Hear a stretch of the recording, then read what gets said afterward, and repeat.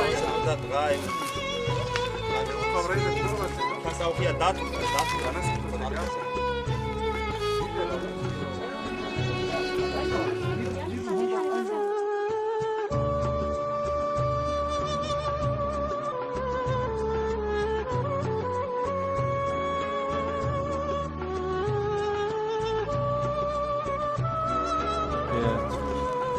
Ja, ermordet worden. Ja. Ja.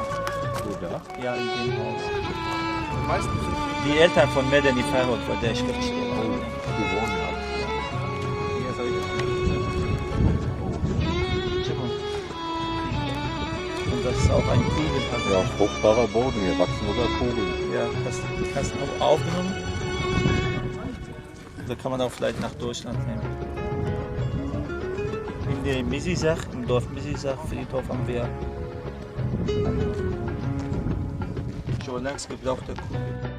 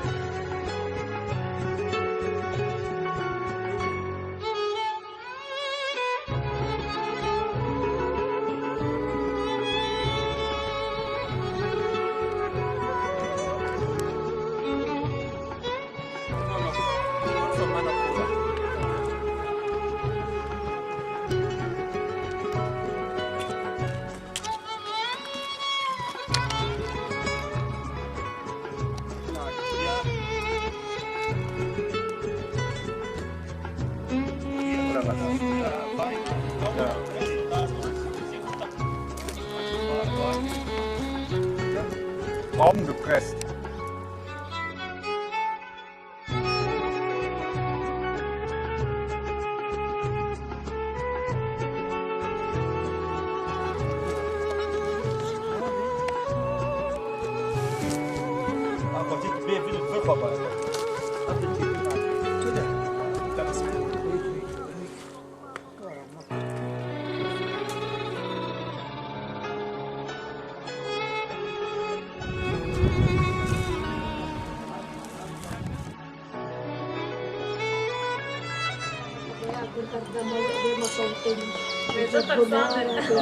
والله حسب ما حد بدأ وما تشوف المناوي والله